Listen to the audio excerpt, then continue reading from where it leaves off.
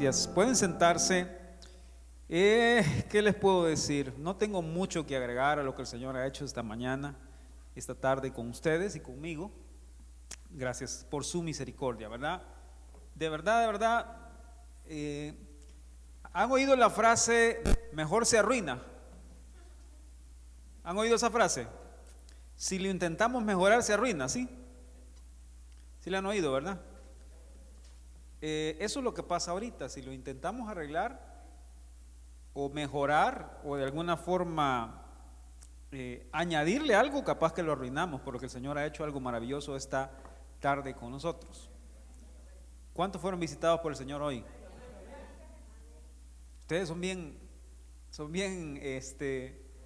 locos, bochincheros, hermanos.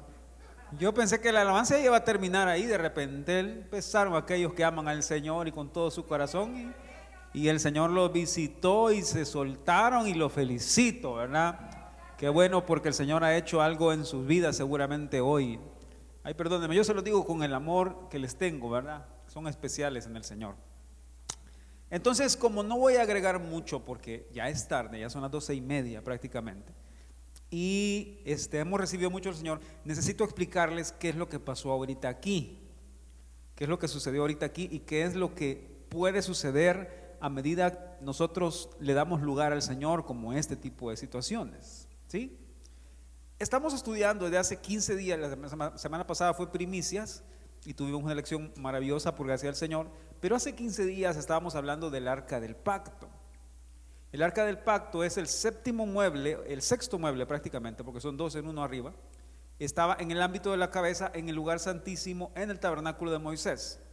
Era un arca de madera que estaba cubierta de oro, donde se guardaban tres cosas. ¿Cuáles eran esas tres cosas, hermanos? Eran la vara de Aarón, el maná y la ley, las tablas de la ley. Eso se ponía en esa urna de madera, un arca de madera. Y esa arca representaba la soberanía del Señor. Necesito que ustedes se graben en su mente, en su corazón, esta frase. El arca del pacto representa el gobierno de Dios.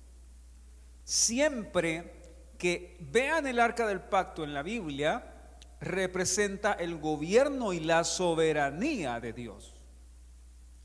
¿De acuerdo? Siempre.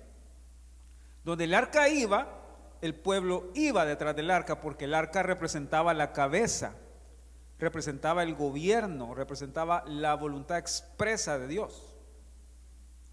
En ese arca estaba la gloria exaltada y la gloria humilde de Dios. ¿Cómo se llama la gloria exaltada de Dios? Kabod. ¿Cómo se llama la gloria humilde de Dios?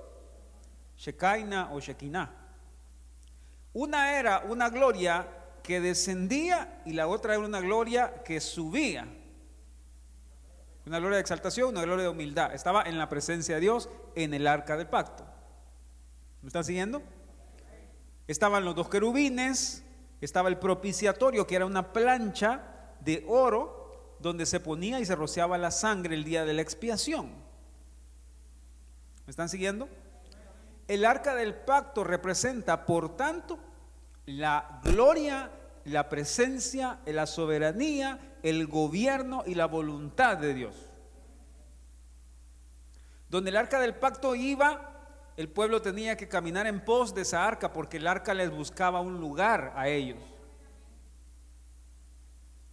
Ahora, eso les habla de que el arca del pacto tiene un propósito para nosotros, y es guiarnos, dirigirnos. ¿Me explico? Por ejemplo, supongamos que esta es una muestra de un arca, de lo que podría ser un arca del pacto o lo que representa el gobierno del Señor. Gracias, Daniel. El gobierno del Señor traza para nuestras vidas ciertas situaciones que nosotros no podemos controlar y no podemos manejar, ni entender, ni quitar, ni resolver. ¿Verdad? ¿Verdad que todos tenemos cosas en nuestra vida que por más dinero que tengamos, que por más posición que tengamos, que por más contactos que tengamos, no la podemos resolver? Usted me podrá decir, pero es que con dinero todo se resuelve. ¿Quién puede decir que con dinero todo se resuelve? Ni todo el oro, ni toda la plata, ni todo el dinero pueden resolver todos los problemas. Porque yo personalmente conozco a una persona que falleció hace muchos años, un par de años, que el tipo tenía más dinero que mandado a hacer. Se gastó su fortuna luchando contra un cáncer que tenía en el estómago invasivo, no sé cómo, y se gastó un dineral realmente, una fortuna, y no pudo sanarse. Entonces el dinero no resuelve todas las cosas. Pero bueno, el hecho es que la voluntad de Dios marca ciertos caminos para nosotros. El gobierno del Señor marca ciertos destinos para nosotros, como por ejemplo el gobierno del Señor diseñó a dónde íbamos a nacer. Porque yo, por más que parezco neozelandés, no nací en Nueva Zelanda. Nací, creo yo, en el 1 de mayo de San Salvador. ¿Por qué fui a nacer ahí? ¿Por qué fui a nacer con los papás que fui a nacer? ¿Por qué mido 1,70? Y quizás hubiera sido mejor si hubiera medido, ¿cuánto medís? 1,85. Quizás hubiera sido mejor si hubiera medido 1,84. ¿Verdad? ¿Por qué tengo esta complexión? Así se dice complexión, ¿verdad? ¿Por qué no soy más doble, más? Vaya al gimnasio, hermano, me va a decir. Coma más. ¿Por qué no tengo otra forma? ¿Por qué soy como soy? ¿Por qué ojos así como los que tengo? ¿Por qué? Y miren, y últimos años ha sido difícil para mí, bien raro, miren. Antes yo podía estar en el sol, de sol a sol, y no me pasaba nada. Con el pasar de los años, algo me pasó en la piel, algo me pasó en mí, que ahora me expongo al sol y a los 20 minutos estoy como que me ha pasado una llama encima de la piel. No me pregunten por qué. No es que esté en pecado. Es que quizás con los años, quizás, qué sé yo, mi piel ha cambiado y ahora me pongo todo rojo si me pongo en el sol. Nunca antes en mi vida había pasado por algo así. Y bueno, fuimos a pasar consulta, el dermatólogo nos dejó ahí unas cremitas y eso, asunto arreglado. Gracias a Dios. Yo ahora me cuido y me protejo como el doctor me enseñó a hacerlo. Y yo, tranquilo. Pero no hubiera sido mejor tener una piel morenita, una piel más así, más resistente a ese tipo de cosas. ¿Verdad que sí? Pero ¿por qué Dios me hizo así? Ustedes me ven aquí bien afeitado y todo, pero para mí es un trabajo. Porque resulta ser que yo me rasuro hoy y al siguiente día ando como que soy puercoespín, hermano. Hay gente a la que no le sale cabello en la barba ni nada.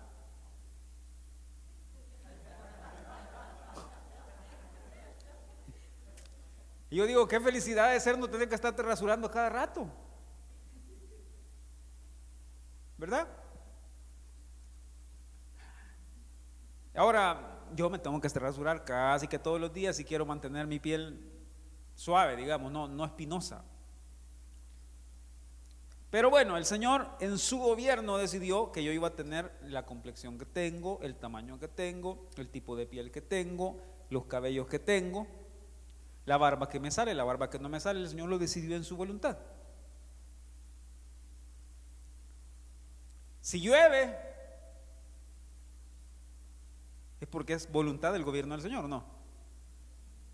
Entonces cuando yo me quejo del clima, ¿de quién me estoy quejando? De su voluntad. Ahora, ¿qué tiene que ver esto con el arca? Es que ya les expliqué. El arca del pacto representaba el gobierno y la soberanía del Señor. Y había un secreto, y el secreto era que cuando el pueblo seguía la voluntad de Dios como Dios la iba marcando, el Señor los bendecía.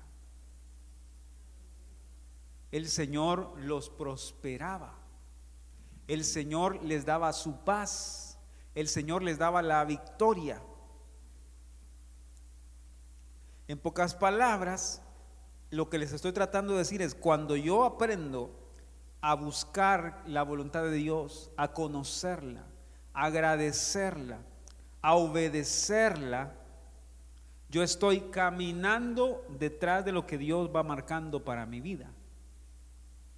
Y en esa obediencia hay bendición. ¿Me están siguiendo? Muy bien, vámonos a Romanos 12, por favor. Romanos 12. Esto lo leímos hace 15 días, se los repito para que lo tengan presente. Romanos 12.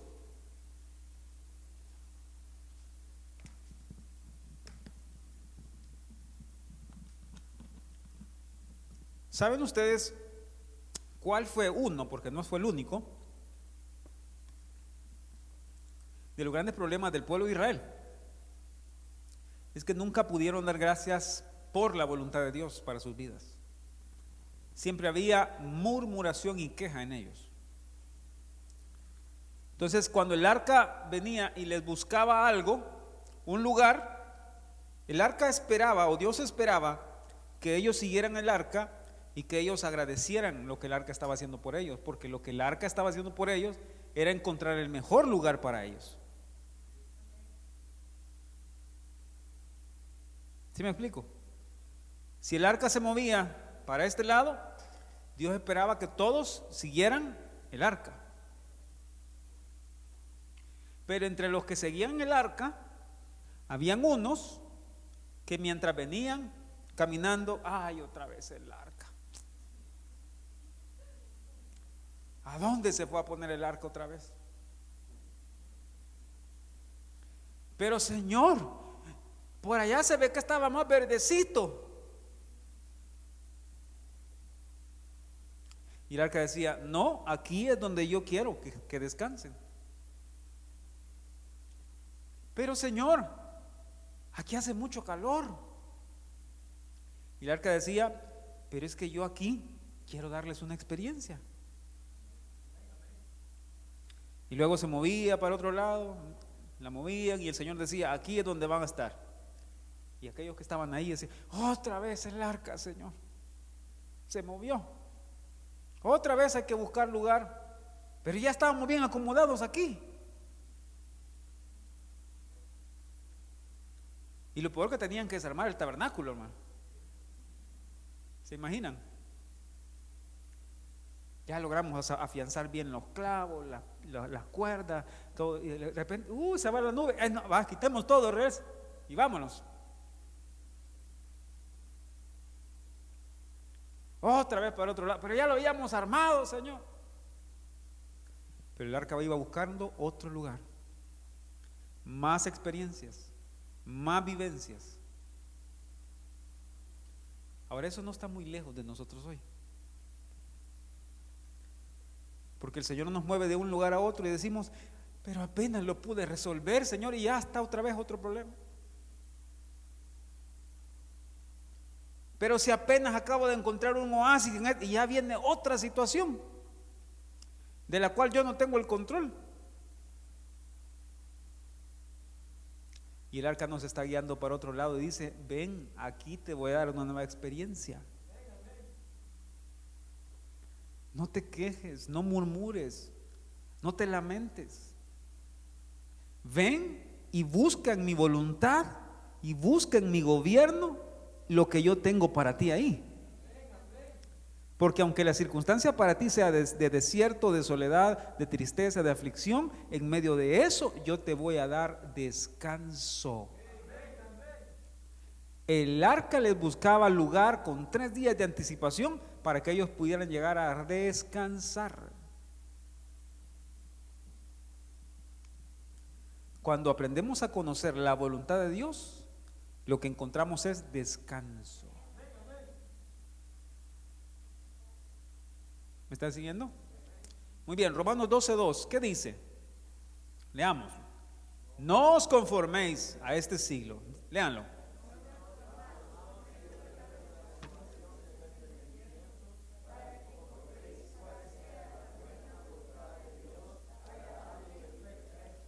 Amén.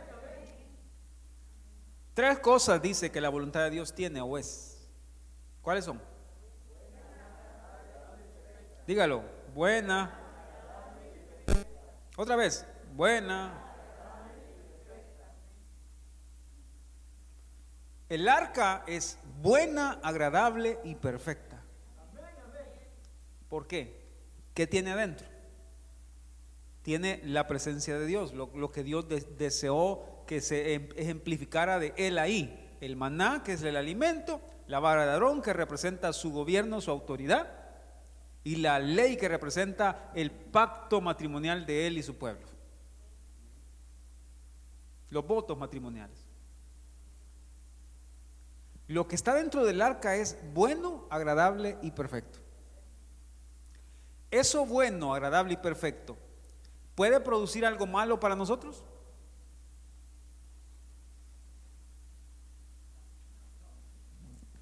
La Biblia dice: Dios es amor.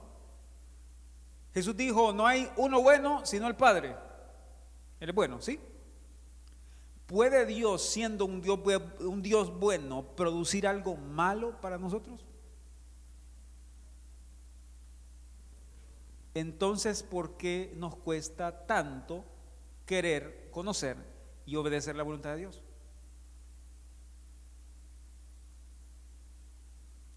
Hermano, si no te va a dar una serpiente cuando le pedís pan. ¿Quién de ustedes, siendo malos, dijo Jesús, como padres, si su hijo le pide algo bueno, le van a dar algo malo? No. ¿Cuánto más el Padre, que es en sí mismo, en su naturaleza bueno, nos va a dar las buenas cosas? ¿Me están siguiendo? Entonces, cuando el arca se mueva a una circunstancia que no puedo controlar, que no entiendo, que no es mi culpa, en el sentido de decir, bueno, uno se mete en problemas porque uno quiere a veces, ¿verdad? Si usted roba algo, no venga a decir: es que la voluntad de Dios me meto aquí. No. Si usted roba algo, sepa que va a tener consecuencias. ¿Me explico? La voluntad de Dios se pone frente a nosotros y empieza a escoger un camino para nosotros. Pero ¿qué hacemos nosotros? Quejarnos y murmurar, lamentarnos y empezar a llorar y empezar a decir: pero es que Dios, ¿por qué permite que me pasen estas cosas? Ahora déjenme decirles una herramienta. Les dije que les iba a decir qué fue lo que pasó, no se me ha olvidado. Vámonos a 1 Corintios 2.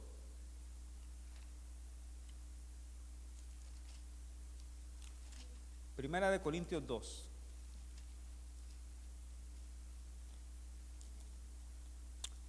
Versículo 10.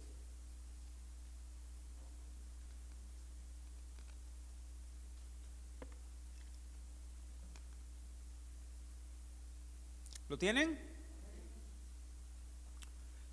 Dice: pero Dios nos la reveló a nosotros por el Espíritu, porque el Espíritu todo lo escudriña, aún lo profundo de Dios. Porque ¿quién de los hombres sabe las cosas del hombre sino el Espíritu que está en él? Así tampoco nadie conoció las cosas de Dios sino el Espíritu de Dios. Luego dice: y nosotros no hemos recibido el espíritu del mundo, sino el Espíritu que proviene de Dios, para que sepamos lo que Dios nos ha concedido.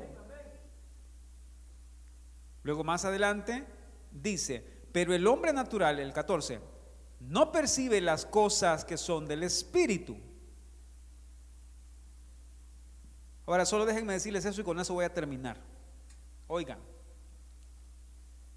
¿saben qué pasa cuando venimos a postrarnos y dejamos que el Espíritu haga lo que tenga que hacer en nosotros? Él empieza a escudriñar la voluntad de Dios para nuestras vidas y a enseñarnos a nosotros cuál es la voluntad de Dios para nuestras vidas. cuando vienen a danzar, cuando se vienen a meter con todo, cuando dejan que el Espíritu fluya en ustedes y a través de ustedes, ustedes están preparando su corazón para que el Espíritu empiece a mostrarles cuál es la buena voluntad de Dios. Necesitan dos cosas para conocer la voluntad de Dios. Uno, su palabra. Y número dos, la guianza del Espíritu Santo.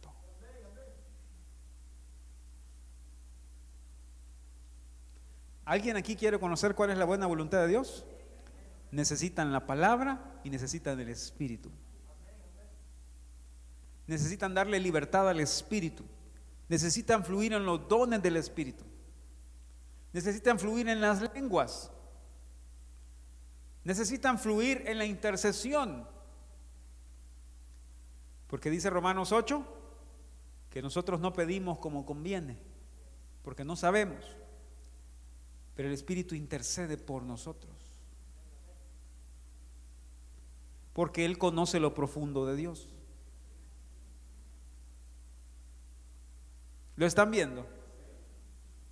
Entonces, ¿qué vamos a hacer hoy, en este momento, en estos 10 minutos que nos quedan? Necesito que oremos y que le pidamos al Señor que nos llene de su Espíritu, que nos toque con su Espíritu, para que nos ayude a entender y conocer cuál es la voluntad de Dios para nosotros. Para que nos ayude a entender la voluntad de Dios en lo que estamos atravesando y pasando. Porque ¿quién necesita aquí entender por qué Dios ha permitido algo en su vida? Yo necesito entenderlo. ¿Y quién me puede revelar eso? Solo su palabra y su Espíritu. Aquí, su servidor, su servidora, por más que lo queramos aconsejar y enseñarle y ayudarle, podemos darle cierta dirección, podemos apoyarlo con algún consejo, pero quien muestra realmente el camino a la voluntad de Dios es el Espíritu Santo. ¿Lo están viendo? Miren lo que dice Juan 14:26. Mas el Consolador, el Espíritu Santo, a quien el Padre enviará en mi nombre, Él os enseñará todas las cosas y os recordará lo que yo os he dicho. Apunten otro más, Juan 16:13. Ya casi terminamos y nos vamos. Juan 16:13. Cuando venga el Espíritu de verdad, Él os guiará a toda la verdad, porque no hablará por su propia cuenta, sino que hablará todo lo que oyere, y os hará saber las cosas que habrán de venir. Hermanos, para poder conocer la voluntad de Dios, necesitamos que el Espíritu Santo nos muestre cuál es la voluntad de Dios. Así que déjeme darle una noticia. Si usted hasta el día de hoy no ha trabajado y no ha formado una relación con el Espíritu, usted se está perdiendo de mucho. Usted ha andado a ciegas y a tientas si el Espíritu no le ha mostrado cuál es la voluntad de Dios para su vida. ¿Verdad? ¿Y aquí por dónde? ¿Y aquí para dónde? Pero dice, Él mostrará, Él les mostrará, Él les revelará, Él les conectará y les hará saber cuál es la voluntad de Dios. No tenemos por qué permanecer en ignorancia, no tenemos por qué permanecer en oscuridad. Tenemos la luz de la palabra y tenemos el fuego del Espíritu Santo. Amén.